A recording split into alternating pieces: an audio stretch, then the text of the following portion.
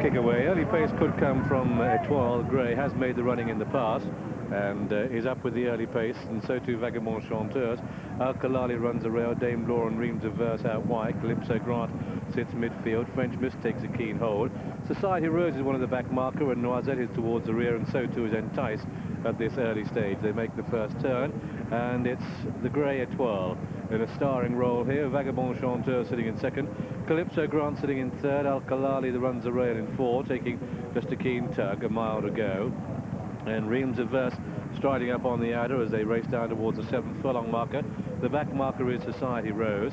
It's Etoile leading, clear by 2.5 to 3 to Vagabond, Chanteuse, and then Calypso Grant sitting in third. Al-Khalali 4. Reams of Verse still holds the 5 position, about 4 lengths off the pace, just in front of French Miss, but our leader is Etoile, and moving with a lot of elegance and style. 6 furlongs to go.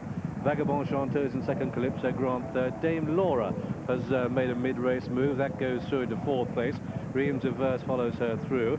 Then Noisette getting a little bit closer now, but racing wide. And Tice is still down the field for the boys in blue. They come to the top of the home run, with Society Rose being the back marker. The favourite sits midfield, but it's still Etoile under John Reed, who's waiting for the pack to close. Vagabond, Chanteuse with the noseband comes through to press for a place. Then we've got Calypso Grant. Reams of Verse is pulling there strongly and coming into a good position. Society Rose with a run. Noisette is looking for room, and Tice is following Reams of Verse through. They've got just over 2 to go. Still Etoile the Grey. Vagabond, Chanteuse. Reams of Verse stretching at this distance now and looking good. Entice back to the boards. Society Rose the outside, inside the final quarter mile, and Reams of Verse under Kieran Fallon lengthened her stride. A mile and a quarter this, it's a mile and a half at Epsom, and the further she goes in front. Goodness, it's opening up by 5, 8 lengths. This is a remarkable performance. It's really quickening away. What an impressive win. This goes to Reams of Verse, 10 lengths clear and going away. Reams of Verse, Kieran Fallon is going to be on the nod for second. Vagabond, Chanteuse and Etoile second and third. Then Entice, then Society Rose and Al-Khalali. Then we've got French Miss and Noisette and Calypso Grant and Dame Laura.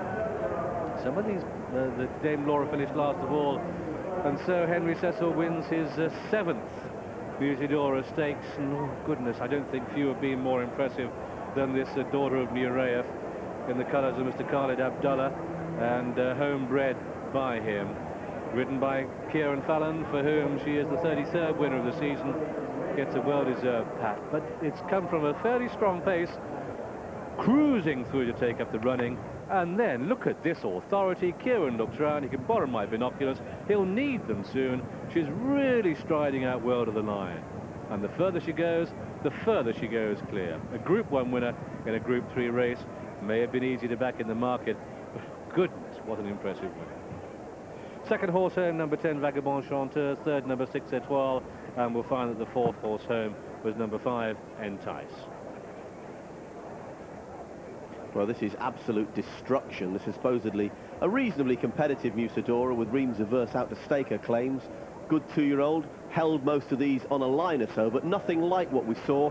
John, she was strikingly impressive. Oh, and it was only always a question of when the reins were going to be let loose, and Kieran Fallon always had her in a nice position, following a 12 and Vagabond Chanteuse through, and those two had a tremendous race for second place. But this finish, she's gone away and won. It's the winning distance was something you'd expect at Plumpton on a wet Monday.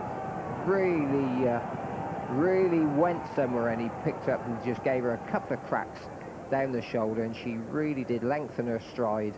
And maybe at Newmarket, where they were racing downhill for the first six furlongs or so, I think just probably didn't suit her at all. Here today, she was able to get her toe into the ground, always on the level, much happier in herself, and really had plenty of petrol left.